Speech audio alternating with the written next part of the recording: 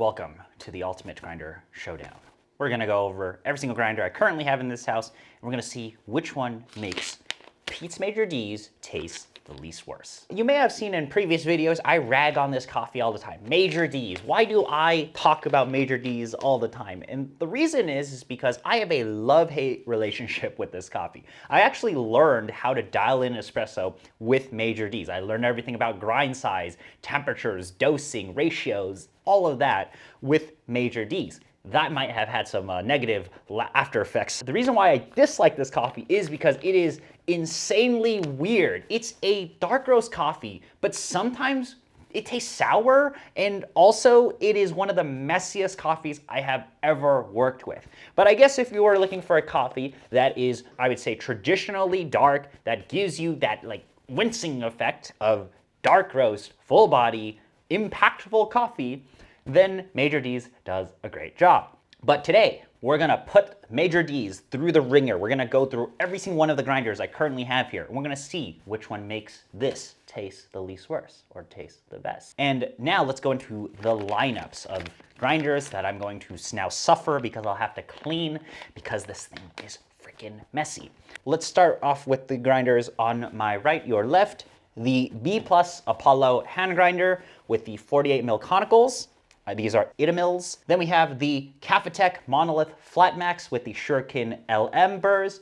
And then we have the Lagom P64 with SSP multi-purpose burrs. Behind me, I have a Comandante C40 Mark III, a Niche Zero. This thing, dark horse of the bunch, the Javapresse. Back there is probably the worst one that's gonna do for this coffee. I am not looking forward to this.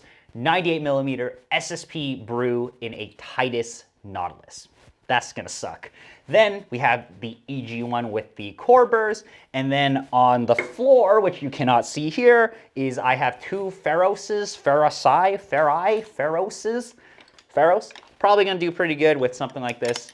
But yeah, we're just gonna go and make a ton of espresso, and I'm just going to drink most of them, hopefully. I don't know, there's some I'm not looking forward to drinking, but we're gonna have some fun, and we're gonna see which grinder makes the best of the worst, or the worst of the best Major D's. Let's go.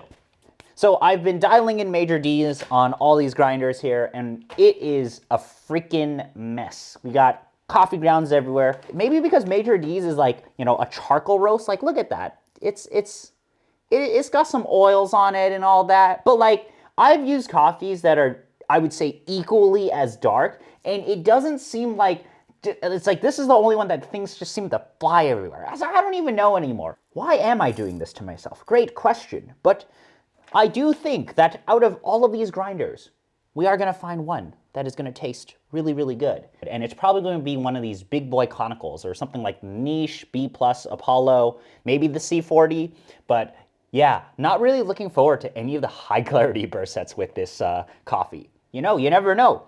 Maybe it'll taste absolutely amazing. We'll get nice, clear notes of just charcoal. I don't know, terribleness. That's gonna probably happen with this guy here. I have a ton of stuff on this table, as you can see there, but like, look, we got the good stuff here, but that's not allowed. Get that out of here. We're only tasting that sweet, sweet Pete's Major D's, the darkest. So when you RDT, you don't even know if it's water or if it's oil from the beans. Lovely. So I'm gonna start off with the Flat Max, and I think we're just gonna go down the line. And this is not to say that all dark roasts are bad. You know what's a really great dark roast? Saka, the crema bar from Saka that I had at Ryan's Lever House. That thing was great. And I also do really like Blue Bottle's Haze Valley, which is also, I would say, equally as dark as Major D's, but it just tastes so much more, so much better. Like, my complaint with Major D's is I feel like it is too complex for its own good. There's too many things that it's trying to do, but then at the end of the day, it's roasted so dark that it just tastes like charcoal. And I don't know, maybe I'm crazy. But anyway, let's go ahead and see how this coffee tastes on the Flat Max. It's like I'm getting clumps in here already. And RDT, I mean, that's fine because I can WDT, but I'm getting clumps in here. And it's just so weird to me. It's like, why does this happen with this coffee? This does not happen with any other coffee at all. Like, I don't know if you're going to be able to see this, but like, look at that. We got clumps, man. This is why I'm like, this is one of the messiest coffees to work with. Like, it bounces everywhere. I understand that, you know, it's a dark roast. It's gonna be big boy volume, pulling more, I would say, traditional styles of shots. Oh, look at that thick pre-infusion. And I'm just pulling up to 6 bars, trying to maximize the sweetness I can get out of this. But I would say, what's really cool about Major D's, visually, that looks pretty good. And we definitely want to use some of these slower extracting styles of profiles. Otherwise, it is actually just going to taste like straight bitter. Look at that. That is just, it's crema. Not bad. Like, look at that. Straight crema. Big boy, massive texture. It's what people like in their espressos, if you think about traditional espresso. But yeah, like, that is literally all texture. That's insane. Beautiful, beautiful looking shot. Is it gonna taste good? Maybe. Now, what I will say is that the Flat Max is probably the most forgiving grinder out of all of these when it comes to just coffee in general. It removes a lot of acidity, a lot of bitters, a lot of just bad stuff. But can it do Major D's? Can it defeat the bad things in Major D's? Let's find out. Okay, I get like kind of a spicy smell here. Kind of reminds me of like Starbucks Sumatra at times.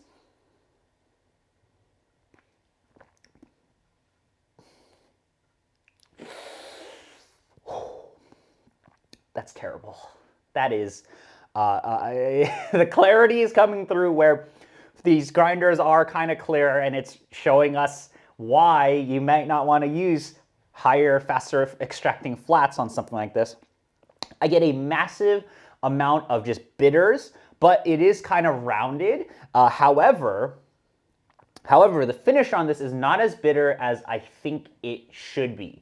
And I think that's really the Flat Max coming in, removing a lot of the terribleness in Major D's. But I do really like the texture. I do really, really like that mouthfeel, that more really, really traditional mouthfeel. On the initial sip, is bad. That's not good. So this is probably one of the better of flats that we have currently on the table. But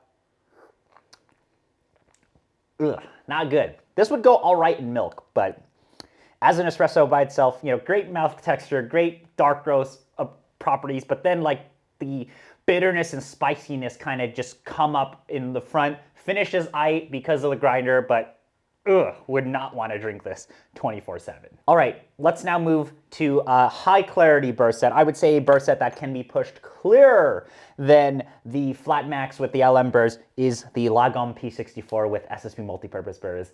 That I'm not looking forward to. Let's do it. Any of these high clarity, you know, high clarity burst sets, it's like everything bad about the coffee just gets accentuated. And I think that with this is not going to be the most fun thing on the planet.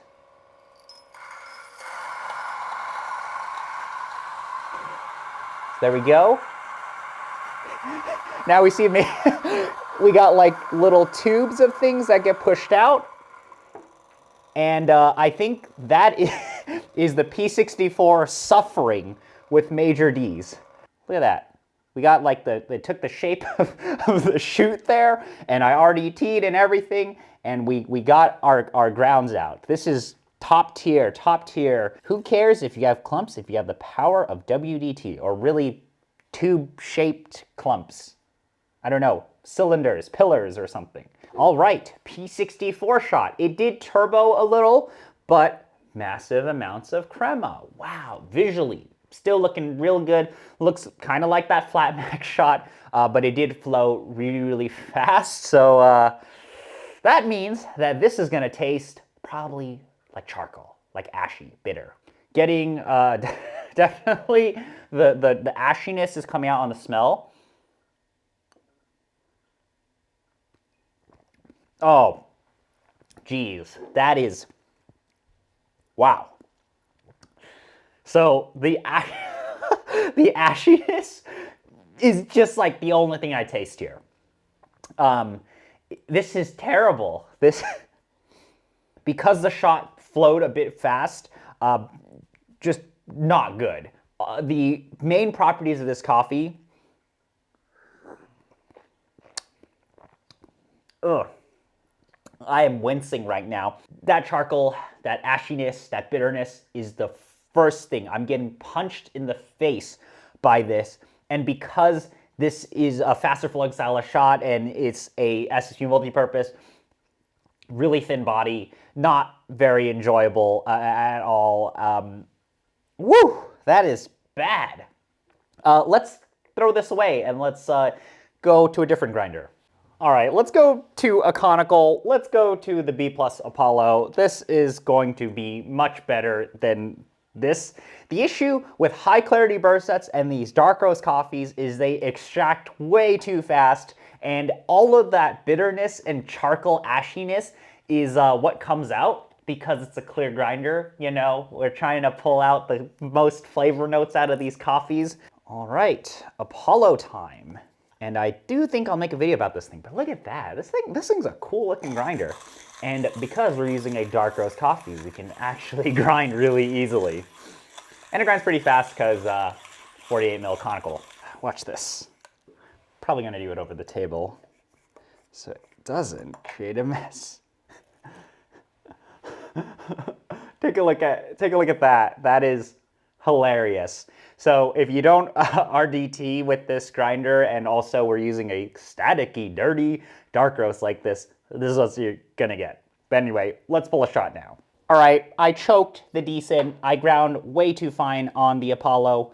Let's try that again, but maybe we should try a little bit of what this is. This is a 60-second long shot.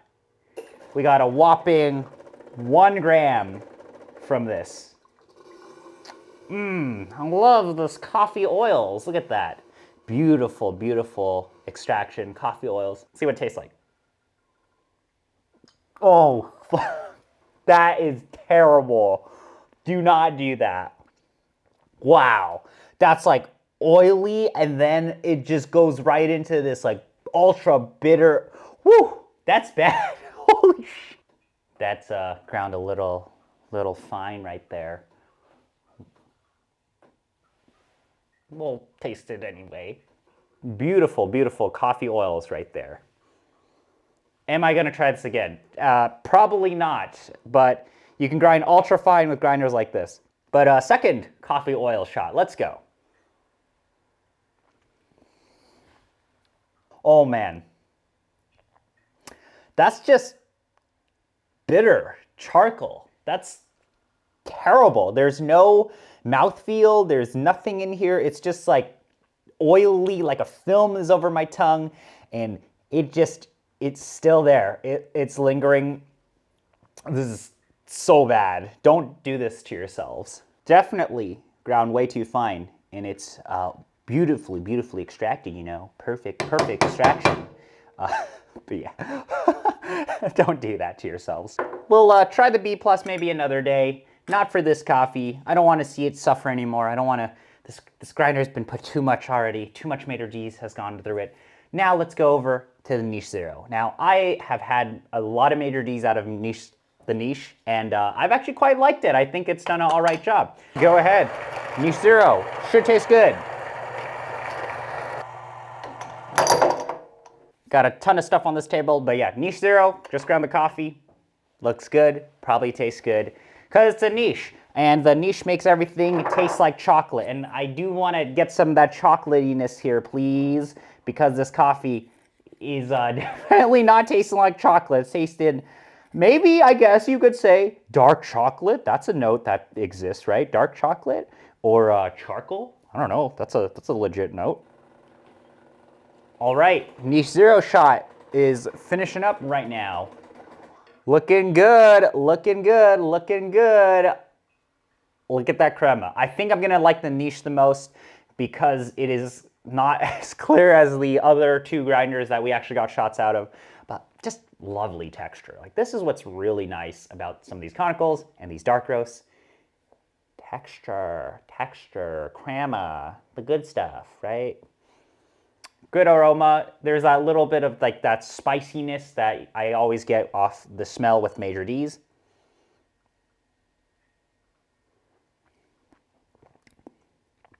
This is pretty good. So this does not punch you in the face like the SSP Multipurpose did with that bitterness. It is much more muted and it finishes much more gritty. Like I would say it's not as smooth as a finish as the Flat Max finished. It does have bitters in here, but it is a fairly balanced and full-bodied espresso. And I think this is so far the best I've tasted. That kind of just shows you that the Niche Zero does a really great job with some of these dark roast coffees, but not bad. This is so far the best I've tasted because it's not very clear. It's just got good body, good balance to it. Just really what I think I like in dark roast coffees is occurring here. And it makes sense because we're using a slower extracting conical burr grinder like this. Not bad. It still tastes like Major D's, but it tastes not as bad as the other grinders. So that's a A+ right there. Now let's go over to these guys. Not looking forward to that. Titus Nautilius time, SSP Brew. These, by the way, for those of you who are still paying attention, SSP Brew are the clearest burrs I have ever tasted. It will take every single property that exists in a coffee and turn them up to the clearest you'll ever taste, and then it goes away. Luckily with these burrs, at least in my experience, not a lot of aftertaste. It's just like, boom, here's a perfect picture of what the coffee tastes like, and then it just goes away. There really isn't any lingering that occurs. It is such an amazing burr set, and it's the clearest I've ever tasted. And these are things that I do not want right now in Pete's Major D's. By the way, foot pedal with the Nautilus.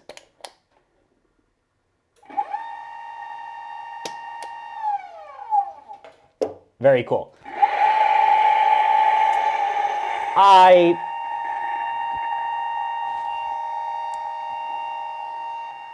should have RDT'd. I forgot to do that.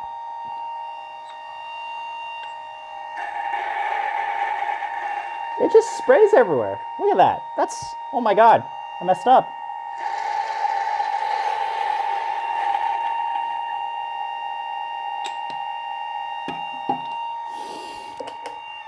I should have RDT'd. That's that's a lovely, lovely mess over here.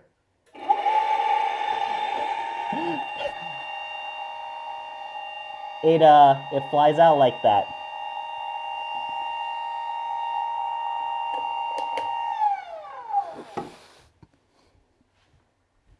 Amazing. Don't do this to yourselves. I have a lot to clean up. All right. You can indeed grind for espresso with SSP Brew.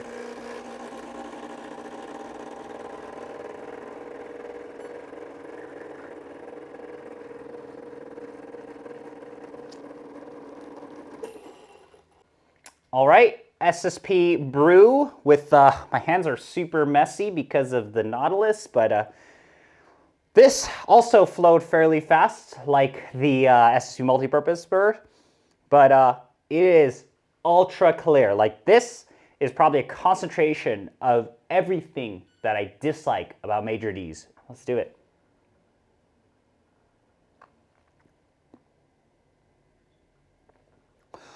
Wow. That's clear. That is just ashy charcoal right in my face. It's that full-bodiedness, but like just presented so sharply.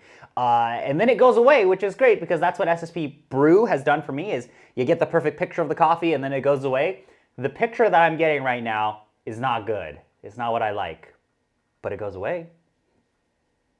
Don't do this to yourselves. Do not use high clarity and dark roast. This is not good. No good. Don't do this. Don't do this. This is not good. Let's kind of take a step back. Let's go through the grinder so far. So the worst one that I had so far is the SSP Brew. It is the clearest. It's no good. It's so clear, it just tastes bad. Okay, let's take a quick break here and let's go over what we've tasted so far. What is the worst? The worst one is 98 Brew because it is so clear, it extracts so fast that it just takes all of those amazing properties of major Ds and turns them up to 11. It brings them out and you get punched in the face with it and it doesn't feel good. And luckily, it doesn't linger. It just, here's this perfect picture of the coffee. The picture is not very good, but you get a perfect picture presentation of what the coffee should taste like. That's the worst so far. Then the second worst I would say is the SSP multipurpose. That was also getting punched in the face with just ashiness, charcoal, but not to the extent that the SSP Brew did. Then the Flat Max gave you a pretty clear presentation, not as clear as this, but it had some redeeming factors in there because of just how forgiving the LM burrs were. Pretty decent finish on it, less bitter than the other two shots from the higher clarity burrs. And then the best one so far has been the Niche Zero. The Niche Zero, not very clear at all. Just here you go. Here is this more, I would say, balanced cup. So some of those bitters and charcoal and ashiness didn't come out as much. It was very muted and it presented just the good properties of the dark roast. And then the B+, which it didn't really work out, was like coffee oil, and you saw my reaction there. Anyway, we have a few more grinders left. We have the C40, we have the Pharos, and then we have the EG1. So let's go ahead and wrap up. As you see, this table is an absolute mess, and I'm going to have a lovely time cleaning this up because this coffee is so messy. Correction, we have 4 grinders left. We still have the Javapresse. I forgot. That might actually be the best one because it might be the least clear out of everything. I don't even think that thing can grind fine enough, to be honest. But let's go ahead and do the EG1. I did actually pull a shot earlier in the day using major Ds and EG1, and I thought it was pretty good. EG1, core burrs.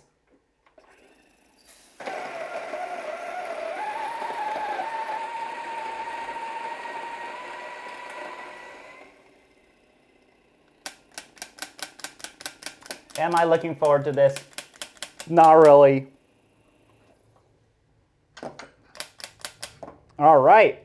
We do get some of that kind of clumpiness that occurs from this coffee for some reason. I don't know why. But let's go ahead and pull a shot. EG1 in core burrs. Looking good visually. Thick crema. Reminds me a lot about the Niche. And also Flat Max had a lot of crema like this too. I mean, beautifully, visually looking shots here. Like just these look wonderful. Lots of crema for those of you who are looking for that, but it's like, you know, all texture pretty much, or all crema, and less of that like spiciness smell off the smell than the Flat Max. All right, that's actually not bad. This I would say is actually not bad. It is kind of closer to the Niche here, but there is a little bit of like that spiciness or acidity that comes out. But overall, it is kind of more of like a muted effect. Like kind of, honestly, the core burrs have been a really great all-rounder burr set. Not the clearest, and I kind of like that right now, where it's not super clear. I don't really want these burrs to extract ultra fast. And this to me is like the Niche, but a little bit clearer with this coffee. So it's not as good as the Niche because the Niche is the least clear, but it tastes aight. So far, Niche and EG1 doing work here, making this coffee not as bad as I think it should be. All right, C40 time. Honestly, this should be pretty good, pretty straightforward. But now I can visually see how terribly staticky this coffee is. You can see those grounds really sticking to the C40 glass container down here, but I mean, I feel like this should taste a little bit worse than the Niche for this coffee because this, in my experience, has been slightly clearer, finishes a bit better than the Niche with lighter roast coffees. With stuff like this, I don't know if those are like that clarity. I don't know if I want to be able to actually taste that. Anyway, let's go ahead and pull a shot. All right, C40.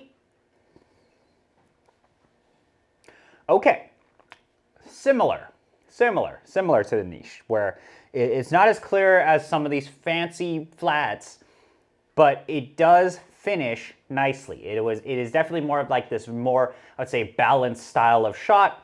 Not crazy bitter, not crazy clear. I think this and the niche are quite similar. I do think the finish on this is a little bit more of that like Pete's Major D spiciness coming through. I don't know if I like that. The niche did not have that. The niche did not finish as I would say clear as this. So I think the niche is still the best so far. Wow, C40 though, very, very close to the niche when it comes to the Major D's battle. And I think this is a very good contender. Now, let's try the Pharos and the Javapresse. All right, Pharos time. So push all those beans in. This should work because this is Major D's and it's a pretty dark roast. I should be able to just do this as is. Gonna put that little popcorning dish on here. But maybe, I actually feel like this might be the best one so far. Let's find out. Okay, I can barely grind right now. All right, we're getting to the end of grinding the Pharos, and I have basically scratched myself. It's been a while since I've used the Pharos. I just scratched myself right there. That is not very fun. But anyway, here we go, reaching the end. Boom. Okay, I gotta like take the little cork out on the bottom. This probably is gonna taste the best. I have a feeling this is gonna taste the best. Let's see if I can do this. So this is how I do it before. Slap that thing in there.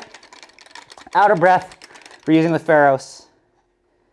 But wow, those look good. These grounds look good. Woo! Little messy there. But yeah, no, like no clumps at all. Like this is good.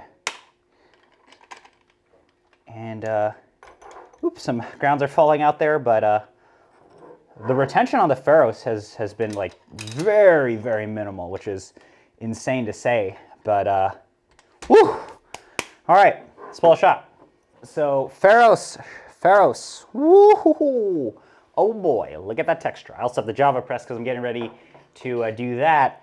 But massive amounts of texture, like crema. Look at that beautiful goodness. And I think this might be the best one so far. Okay. Interesting. So, this to me is very similar to the niche. Very, very similar. But I think there is like, it's kind of really nitpicking here, but I think there's maybe a little bit more texture, a little bit more body in this shot. Like, I don't know, man. I'm beamed out of my mind right now. It tastes like the niche. It tastes like a conical. It's the Pharos. Works great for coffees like this. But yeah, I don't really have any other notes to add here. It's not, I mean, this is what I'm looking for, is I'm looking for it to not be cleared. I don't want any clarity in these dark roasts. So that was all right, not bad. So far, niche, C40, and Pharos are all doing a fantastic job. I would say EG1 is a little bit worse than all of these. And then all of the other high clarity burst sets are not very good for this. From those 4 grinders, EG1, Pharos, niche, and C40, they will work great in milk. Straight, I think I would much prefer the Pharos and the niche so far. Pharos and niche are basically the same to me, which is very muted, very good texture, good body, pretty decent finishes, but not very clear at all. And that works great for this coffee. Now, I am like beamed out of my mind right now. Let's do the Javapresse. So I've set the Javapresse to basically the finest that it can go, because otherwise if you set it a little too fine, the burrs don't move at all. So this is the closest, and let's see what happens here. Put the beans in, put my 18 grams in, and then you put the top part like that. Sort of fit, hello? Then you put the crankshaft on, and I am shaking from the caffeine. But let's go ahead and grind. I do not know if this is going to be fine enough at all. This has taken me basically 5 minutes to grind. All right. Definitely not a good grinding experience. But anyway, minimal static, minimal retention, right? Almost dropped. Great, wonderful. Dropped the top part of the Javapresse, but I didn't drop the actual grounds themselves. This looks fine enough, I would say, for espresso, but we'll go ahead and pull a shot and see what happens. Javapresse, let's go! Please be good.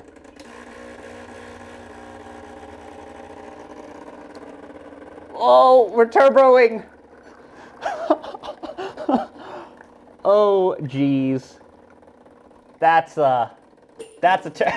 is a turbo right there. Turbo Javapresse. Okay, you know, a little bit of texture there, a little bit of crema, very thin crema. Smells terrible. Let's try it.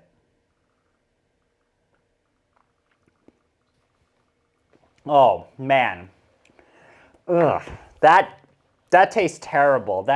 It's like, there are no good redeeming qualities about that. It is bitter, it is muted, but bitter, but it's like there's nothing going on in that shot, and it just tastes so bad. The mouthfeel is incredibly rough. Honestly, that's not a good showing for the Javapresse, but wow, that's probably the worst one that I had so far.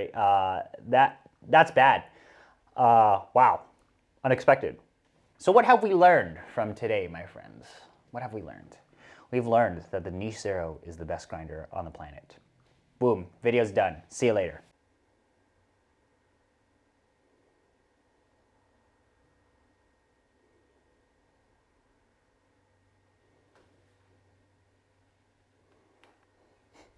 End my suffering.